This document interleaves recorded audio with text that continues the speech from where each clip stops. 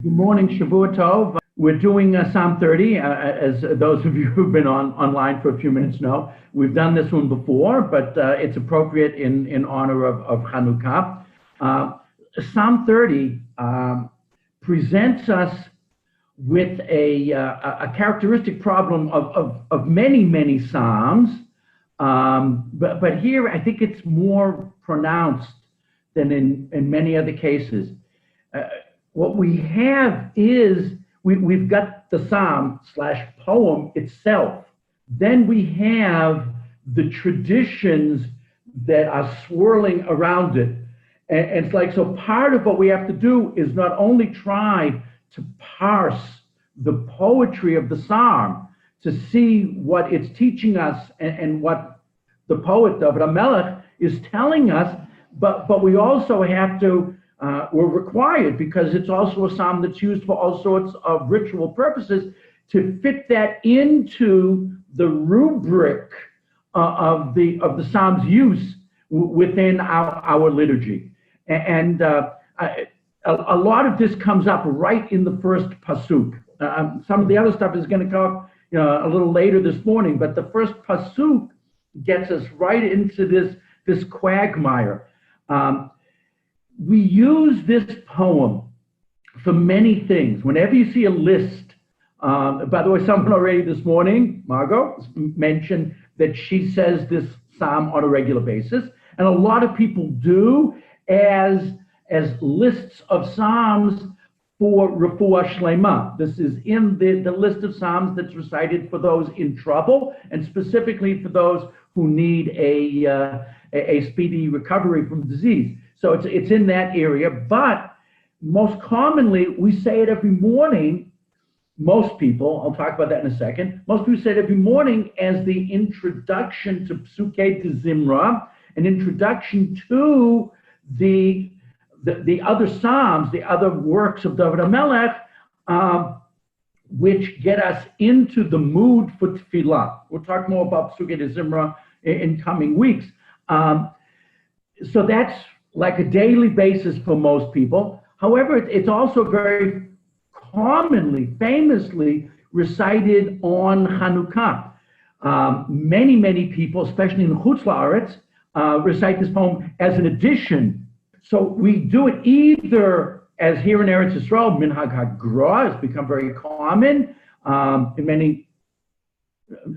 many Zionist circles, that it is the Shir Shel Yom, it is the only psalm for the day. So in other words, coming this Friday morning, I'm going to, at the end of davening, say, Hayom Yom Shishi B'Shabbat, and then not say the psalm for Friday, but say Mizmor Shir Chanukat Bayit LeDavid. In other communities, it's added at the end, sort of like LeDavid Hashem Ori during the month of Elul and early Tishrei.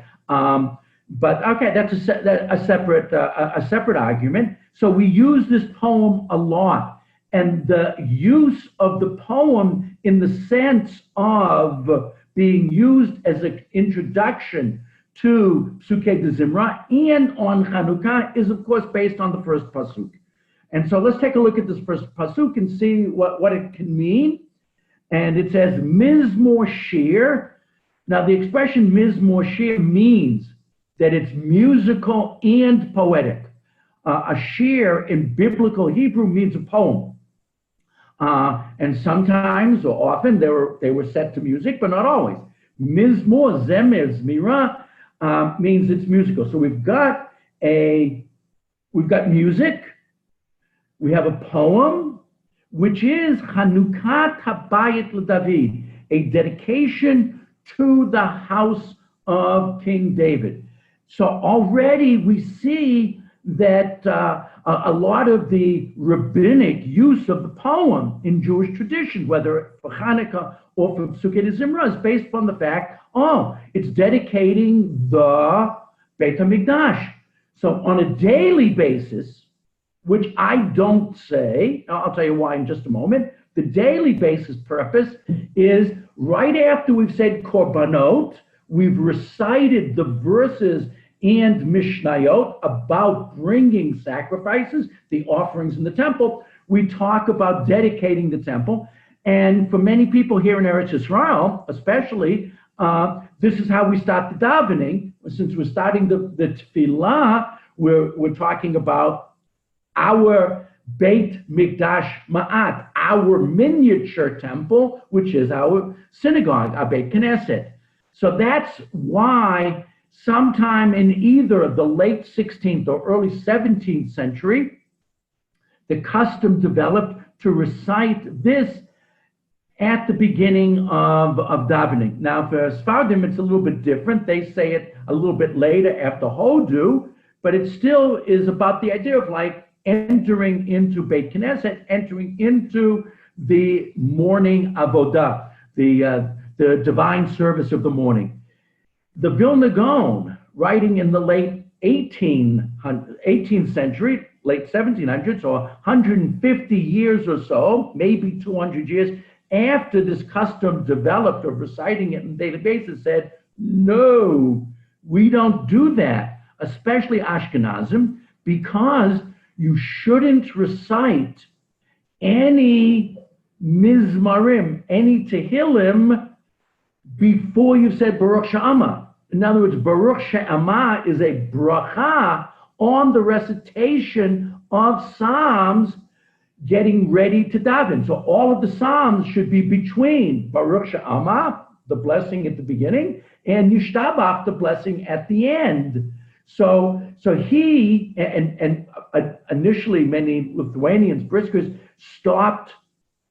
didn't join in or stop that custom of reciting this psalm, and I don't recite it unless I'm the Shliach Tzibor. The Shliach Tzibor, of course, I follow the custom of wherever I'm davening. But if I'm davening on my own, I resist reciting any psalms before I've said Baruch She'ama, which runs counter to a lot of people's customs, because there are people that when they get to shul or wake up in the morning will recite a number of psalms.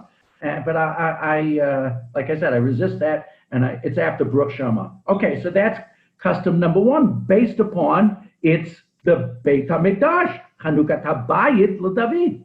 The other custom, Chanukat HaBayit, Hanukkah. So on Hanukkah, we have a rededication of the Beit HaMikdash. So the word lechanech, to dedicate, we'll talk more about that term in just a moment, is hinting at the Beit HaMikdash. However, the problem is, of course, David HaMelech didn't build the Beit HaMikdash. So so someone just added, the Rav is quoted as saying, and that Baruch She'ama is a matir. I like that language, and I was sort of saying it, but I should have said it more carefully. That's why I refrain from reciting any Psalms before Baruch She'ama, because Baruch She'ama actually permits us, matir, permits us to recite it. Thank you very much. And that was David. Thank you so much. I was sort of hinting at it, but I didn't use that exact language. But you're right, and thank you. So we have to look at this verse and try to understand what we're talking about. The simplest approach is it's not talking about the Beit HaMikdash. Now, nobody's happy to hear that, but that's the simplest approach, which is, of course, that David HaMelech did build buildings in Yerushalayim, one of which was his royal domicile, his house. So theoretically, he could have written this poem for the dedication of that particular building. And it was building that edifice that got him upset that he was leaving the Aron Kodesh in a tent, and that's when he asked HaKadosh Baruch Hu for permission to build the Beit HaMikdash, and HaKadosh Baruch Hu said no. So that's the simplest pshat, which basically nobody accepts. And the pshatim which are much more popular is, and the Ibn Ezra says it best. The Ibn Ezra says that David HaMelech wrote this poem, and he gave it to Shlomo HaMelech, and he demanded that Shlomo have this recited when the beloved son builds the Beit HaMikdash after the death of David HaMelech. And this feeds into the famous midrash that when they finish building it, Shlomo comes to the gates of the courtyard of the Chatzir, and it won't open. The doors won't open for him until he gives credit to his father. And some people say that he actually recited Mizmor Shech Hanukat Bayit LeDavid, his father's poem, psalm about the Beit HaMikdash. And that's a much more popular idea. More, I don't want to say mystical, but more esoteric perhaps, is that you look at the line and you say Mizmor, the joyous singing, that was the first Beit HaMikdash. The shir, the meaningful poem, the lyrics, that was the second Beit HaMikdash. And LeDavid, Habayit LeDavid, that's the third Beit HaMikdash, which is going to be built, B'meira V'yameinu, which is going to be built by a direct descendant of David HaMelech, Mashiach ben David. So that there is this, like I said, more esoteric approach to the pasuk, that it's referring to all three Batei Mikdash. And of course that's fine, but one of the other ideas, which is, okay, that's esoteric, this one's cute. That there's another opinion, it's about the Chanukat HaBayit, but ignoring the word Chanukah, which means the dedication, the other four words in the first verse spell out in a sort of an anagram, the first letters spell out the name Shlomo. So it's the Chanukah for Shlomo. So even though David HaMelech wrote the poem, it was on behalf of his son. On the other hand, we do have to, according to many Meforshim, give tremendous credit to David HaMelech for the first Beit HaMikdash. I mean, we call it Sukkah David HaNofolet, the Sukkah, the edifice of David HaMelech, which fell. And David HaMelech gets a lot of the credit for a number of reasons. Number one, he wanted to do it. You know, and we do give people credit. We believe Machshava Tova, a beautiful thought. We get credit for performing the act, even if we don't get around to it for various reasons. Number two, he bought the land. Number three, he built the foundations and set aside the beginning of the building materials. Shlomo HaMelech added to that tremendously. So David HaMelech perhaps should get credit, and it should be called his building, and we sometimes, well, actually we often do. So all of those ideas are like percolating through this first line in the poem, which brings us one last point I want to make about this pasuk before we enter the actual poem, and that is the word Chanukah. And this is a very important word in especially biblical Hebrew, but in modern Hebrew also. We use it to mean dedicate, but really the term seems to technically mean the first use of something. And it's used for kelim and things of that nature in the Beit HaMikdash, the first use of something.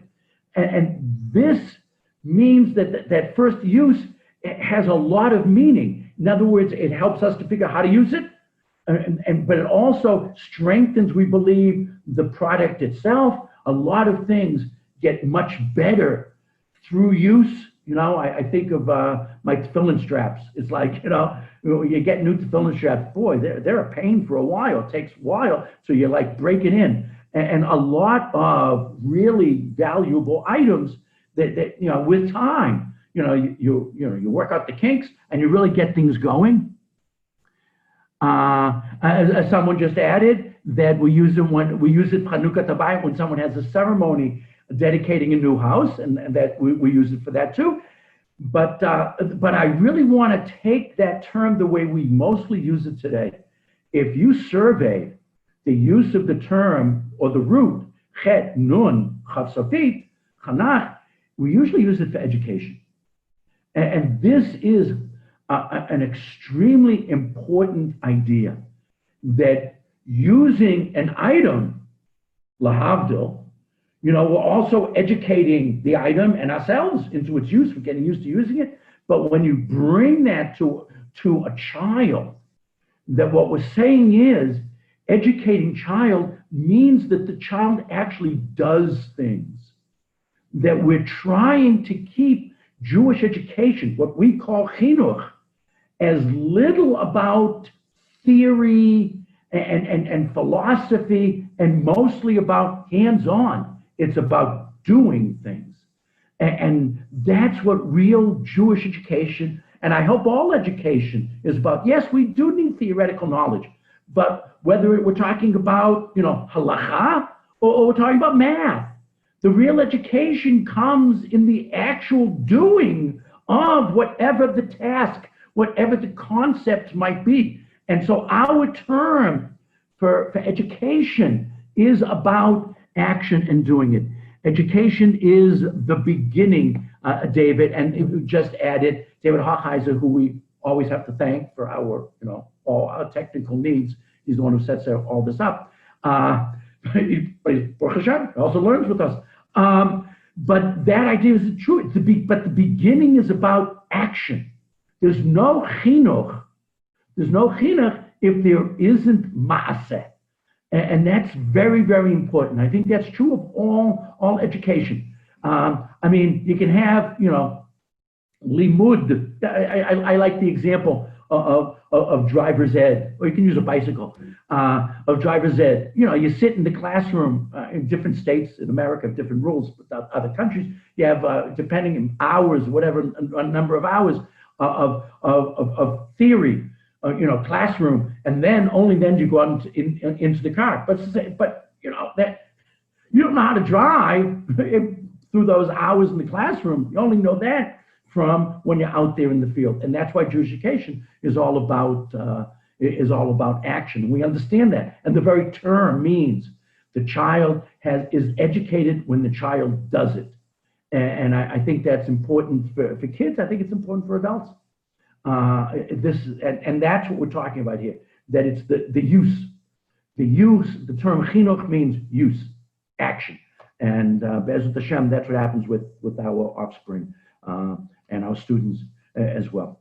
Now we get into the poem, and I don't know if we're going to get back to doing this theory today. The next 3 lines don't have much to do with the dedicating of the building. In other words, it's a little bit divorced from the introduction. And we're going to, I don't know if we're going to get to it today. We'll have to see, how we progress. I don't know if we'll get to referring back to the beginning, because this poem has a dichotomy at first glance between its use and its introduction and the content of the poem itself. And the next 3 psukim, Bet, Gimel, Dalid, really a very important and very meaningful in life, but we have to somehow get it back to the introduction of the poem itself. Aromimcha Hashem ki dilitani. I am going to exalt you, raise you up. Yud Kei Vav Kei, Hashem, okay? Ki, because you dilitani, you raised me up. Okay, translations in front of me are, you have lifted me up. You drew me up. Other translations I have in front of me. This word dilitani is not usually used in this sense. You might have used the root hagba, lift up. I would have used aliyah, raise up. And we could have used, again, aromimcha, I raise you because you did romamu, you did, you raised me. Hey, ramta oti, you lifted me. But instead we use this unusual term dilitani, but this word is pregnant with meaning, because it's the word that comes from, it's a verb that comes from the noun deli. A deli is a bucket, is a pail. And it's used for the bucket that you throw into a well or cistern, and you want to draw up water, which is why the Alter translation used the expression drew me up. So already we have this idea that the author, that David HaMelech, was in trouble, that he was deep in a pit, deep in difficulty, and HaKadosh Baruch Hu drew him up like a pail of water is drawn up, by Jack and Jill. Someone from England is just adding that Rav Sachs, Alav Shalom, Rav Sachs used this expression, how much he gained, and we're going to talk about that. We're going to talk about that idea. This poem is about surviving, recovering, rehabilitating, yes, and it's very important, and everyone should feel it, for themselves, and that's why this poem is used so popularly for especially praying for someone who is ill. I am exalting you. I'm doing my best, HaKadosh Baruch Hu, to repay you for lifting me up out of the dumps, the pit, some terrible situation. And my result is I just have to, say how great you are and do my best to raise up you and your reputation in the world. And now comes an expression that David HaMelech uses on a number of occasions. It appears in a handful of Psalms. V'lo simachta oivai li. My bad situation would have been such that my enemies would have been joyous over my downfall. But you, HaKadosh lo simachta, you didn't allow, you didn't permit, you didn't cause joy of my enemies concerning me. There are Meforshim that point out that those 4 words, if you scramble the first letters of the last 4 words of verse 2, it spells out Shaul, and because the prime enemy of David HaMelech over the years, of course, was Shaul HaMelech, and of course the difficulties that David HaMelech had in dealing with his predecessor and father-in-law, We've talked about that before, and we're going to definitely, that's going to come up again. So the first verse talks about David HaMelech was in tremendous difficulty, but it sounds like the difficulty in the first verse of this section, Psalm 2, verse 2, is about war. That David HaMelech, in talking about recovering and getting out of trouble, seems to be describing a success when it looked like defeat was imminent on the battlefield, that the enemies, now you don't have to interpret it that way. You could say that David HaMelech is talking instead about, my enemies didn't rejoice as I recovered from some other difficulty. What could that other difficulty be? Well, let's take a look at the next verse. So many commentaries say that the main issue in verses 2, 3, and 4 is pointed out here in verse 3, which is Hashem Elokai, Lord my God. Yud-Kei Vav-Kei, name we don't say, who is my God, my power. Shivate Elecha. I recognize you are my God. You are the only being that is worthy of my shav'ah, my prayer. And I prayed to you, or I cried out to you. In front of me, I cried to you for help. I cried, everybody agrees. Okay, those are all my translations in front of me. I cried to you for help. Everybody agrees except for Targum Yonatan, which I'll tell you in a second. I cried. Okay, all translations when he cried. Targum Yonatan makes it pray. He says tzlita. The Aramaic word for prayer is tsali. like Tikwel Slotahon, our prayers. He says it just means prayer and is not necessarily like azaka, a cry.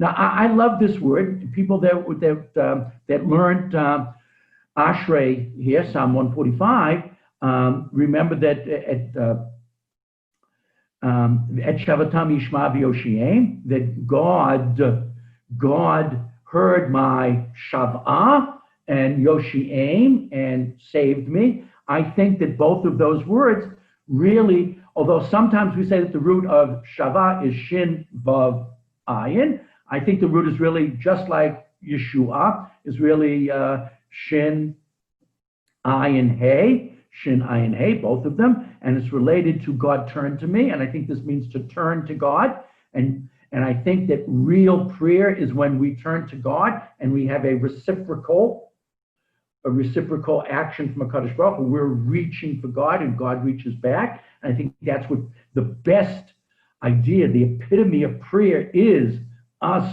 reaching to God and God reaching down toward us. Although much of this disturbs me, that when sometimes I think of the Sistine Chapel with the finger of God touching the finger of Adam. The idea of picturing God is disturbing, and I'm not going there. But that image of just that somehow when we daven, that's what we want. We want to intersect. We want to just touch HaKadosh Baruch Hu, and HaKadosh Baruch Hu, we're reaching up, and God is reaching down. This harmonic resonance that we're on the same wavelength, and that's what I think Shivati is trying to do. I'm crying out for something that I know HaKadosh Baruch Hu wants for me too, and so I cried out to you, and you cured me. So if Psalm 2 was talking about warfare, Psalm 3 seems to be talking about refuah, seems to be talking about David HaMelech was ill. And that's one of the many reasons why this poem is recited when we know someone needs a refuah shlema, for someone who is seriously ill. However, Rashi, right on the spot, says that's not what we're talking about. I have Rashi here somewhere. Rashi says, Tifa'eni, he slichat avon. Rashi says this refuah is the refuah that's used in the 6th chapter of the book of Isaiah, and we're not talking about health issues. We're talking about spiritual issues. David HaMelech sinned, and there are many commentaries that say that this is specifically tied to the sin of Bathsheba, and that David HaMelech in verse 2, when he was talking about being in the depths, and we're going to talk more about the depths, was talking about sin. That's Rashi. The more common approach is we are really talking about illness, and David HaMelech recovered and is thanking Hashem. And again, some people say that that's what verse 2 was talking about as well. This brings us to verse 3, which continues and finishes this threesome of psukim, which is describing David thanking HaKadosh Baruch Hu for saving him. And in the 3rd verse, which is verse 4, says, very similar to verse 2 when it's beginning, Hashem halita min Sha'ol. Oh, you raised me up from Sha'ol. Sha'ol is actually a pre-Hebrew root in Israel. We believe it comes from the Canaanites, and it means a deep pit. It may mean Gehenna. It may mean the grave. Now, we'll talk about both of those possibilities in a minute. Nafshi chitani miyor debur. We just continue this metaphor of being raised from the depths. And we're saying, you gave me life. You revivified. You revitalized me from having gone down into the pit. Or it could from those who were going down to the pit. In other words, the pit here again may mean the grave or Gehenna or death. And I was in a group, and a lot of people went down. I mean, and I was saved from that, but a lot of people weren't. So it's an argument how exactly to read this. It's a double entendre. It's a creative. Miyordi, even though it's written Miyorday from those who went down, but you can read it Miyordi from my going down, and either one works. Either one works. I'm aware of this so much because actually Robert Alter translates it, gave me life from those gone down to the pit, capital P, which means like the grave, death, Gehenna.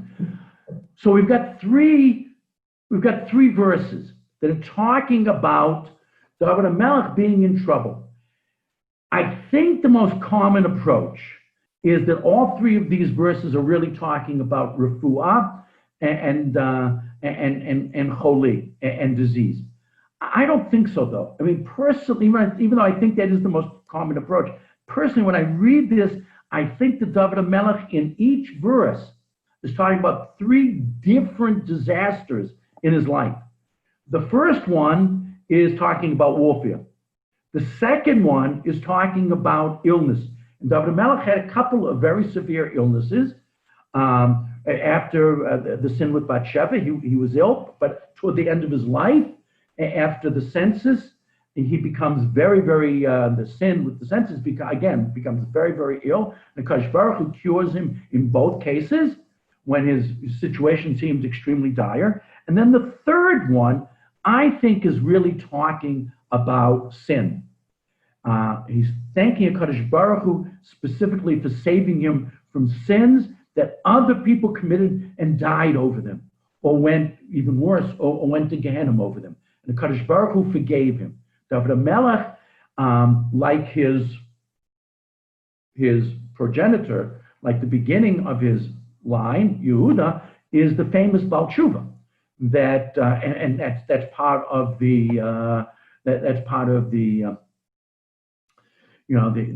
CV for Mashiach, that he has overcome these spiritual difficulties, and that's really part of his resume. So, however you read the line, I like reading these three lines, even though they're a unit, and they're emphasizing HaKadosh Baruch Hu raised me up from really the depths of difficulty. But I think there are three different difficulties. But there are others who focus on the refuah aspect, and all three of them are specifically talking about the fact that HaKadosh Baruch Hu saved him. And then verse 3 would mean, you saved me and gave me life, even though others didn't survive this illness. Other people who maybe seem to be less sick than I seem to have survived, seem to have died, and I survived, because I give all of the credit to you, HaKadosh Baruch Hu. And it's really up to you how you want to read. All of these are options and possibilities in these lines. I just want to share with you before we go on to happier verse. There's a great idea, I think, from Rav Kook. And I actually found it in English, so I can share it with you. And he's talking about verse 4. You lifted my soul from the grave, Sheol. You spared, literally vivified me from going down to the pit. And he talks about Sheol as being, originally meaning down. But he says, the word Sheol is also the same letters as she'elah, as to ask. And what he's saying is, let me read one sentence. In this vision, not so different from the myth of Tantalus, Rev Cook, I guess, knew classical mythology. The suffering consists of a constant asking or wishing, which is forever unrequited or unfulfilled.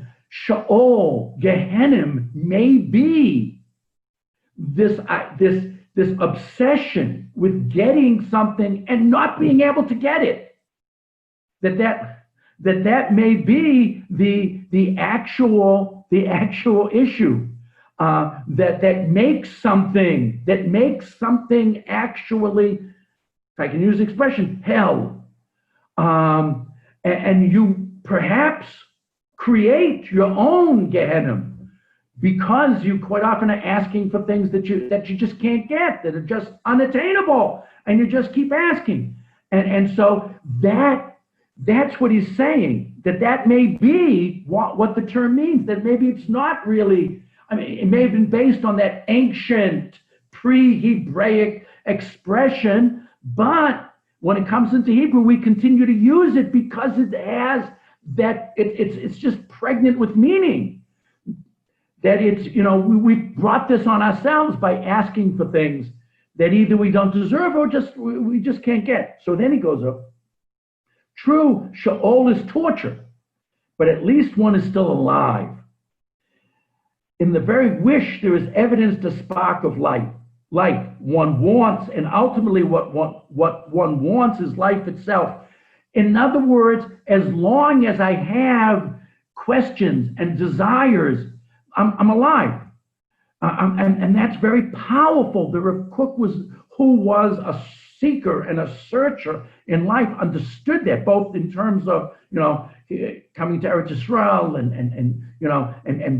and building Yahadut here in Eretz Yisrael, but also philosophically, he was such always seeking and trying to find the correct idea and the truth, and that's so important. But it can become an obsession that gets you stuck. So what we're saying is, if that's your bad situation, if that is your personal Gehenna, then what God did for him was, you raised me. Because I still wanted something. I was still thinking about something, seeking something. I was so active. I hadn't given up. I was still looking. All I needed was a lift up. However, when I get to the bore, I need something much, much stronger. I have to truly be revivified, revitalized. The bore, which is empty, rake, ein bo mayim. That's this week's parsha, right? The bore is empty. And when a person becomes a bore, we have the expression, Amaretz is someone who's sort of ignorant, but a bore, which is used by Chazal, means someone who is mamish, without either thoughts or redeeming qualities. Then that person needs chiyitani. I need electric shock treatment to get out of that situation.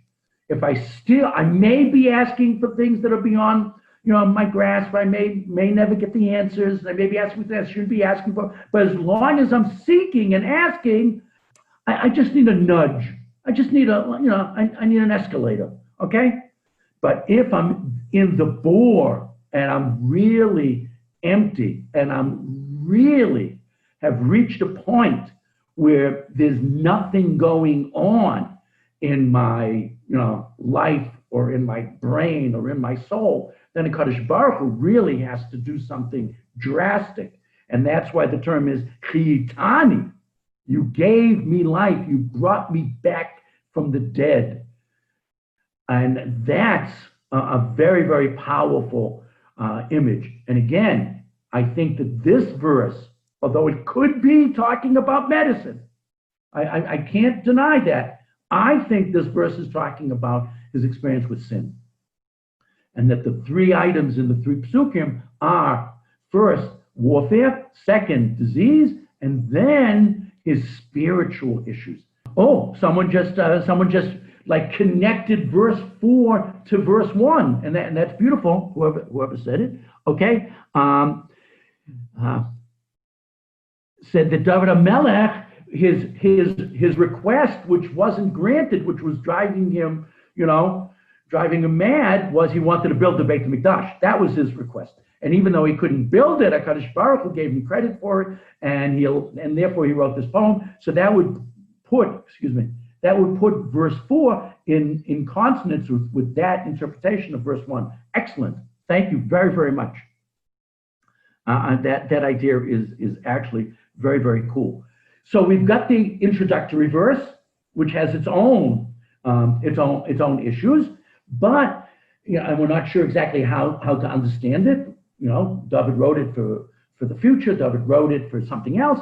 But in the first verse, we said that there might be three things going on. There might be Mizmor, there might be Shir, and Bayit LeDavid. If that's true, perhaps these next three verses are relating to the problems of the first Beit HaMikdash, right? That we were in a bad way, and HaKadosh Baruch Hu lifted us up. That the second Beit HaMikdash was destroyed because of something that was more internal, a disease. Remember, we said the second Beit HaMikdash was Sinat Chinam. So maybe the second verse is talking about being cured over the ailment that destroyed the second Beit HaMikdash.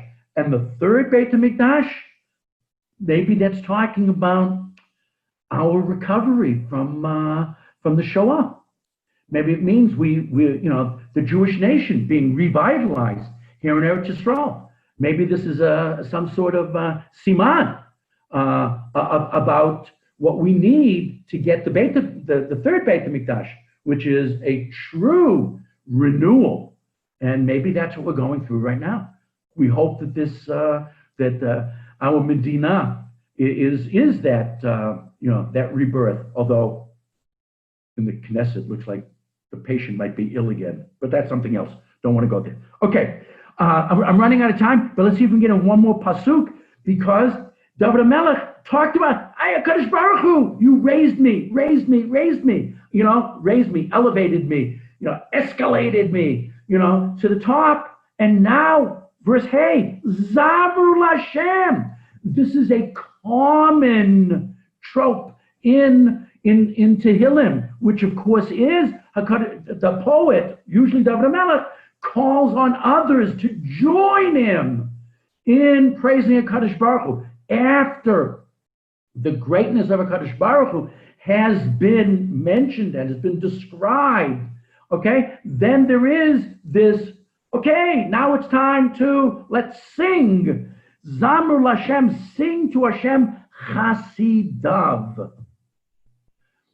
Who are the Hasidim? Now, we love this because we use this poem on Hanukkah. And according to Sefer Maccabim, the book of Maccabees, which is not part of our Tanakh, but is an important source of information. I know a lot of people don't like to read the Apocrypha, those books outside, but Baruch Hashem, many yeshivot, especially now, are learning the ones that are important for Jewish history, like Sefer Maccabim.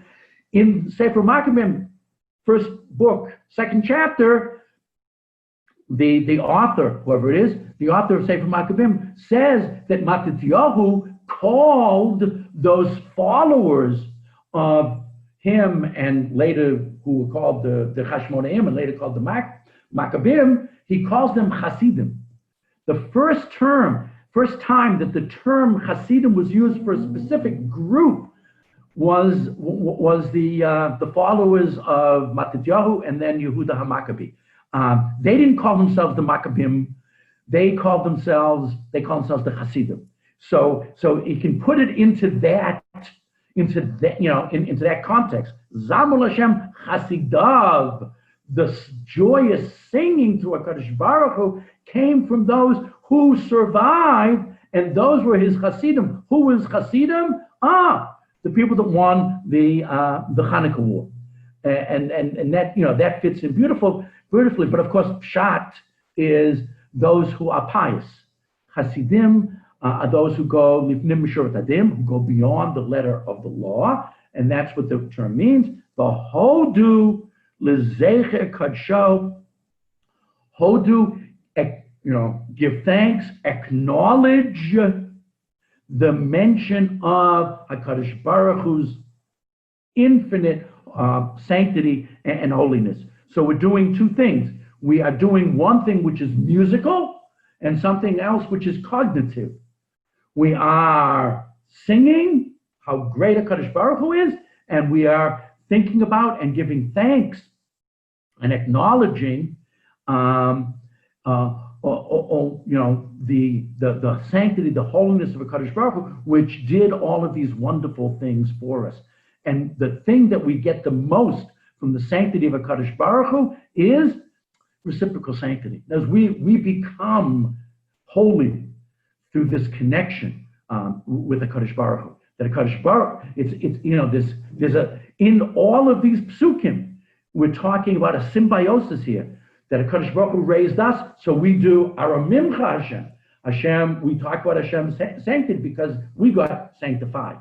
And all of this, even though HaKadosh Baruch Hu is the source of everything and we're the ones in trouble, what we're seeing is, nevertheless, there is a symbiosis. There is a connection that's going on, and that we feed off HaKadosh Baruch Hu, but yet somehow, in ineffable ways, we do something for HaKadosh Baruch Hu. We somehow raise HaKadosh Baruch Hu. We somehow give back to HaKadosh Baruch Hu something. We'll talk more next week about what that something might be as we continue in the poem. Hopefully we can finish the poem next week. We'll go a little faster because we won't have that great introduction that we had, the long introduction that we had to deal with. Thank you so much for joining this morning. Shavua Tov to everybody. Chanukah Sameach. Everybody should have Chag Orim, this holiday of light in this dark time of year and dark time. Everyone should find joy and light in Hanukkah, and Ezrat Hashem, I'll see you all next week. Thank you again. Thank you very much.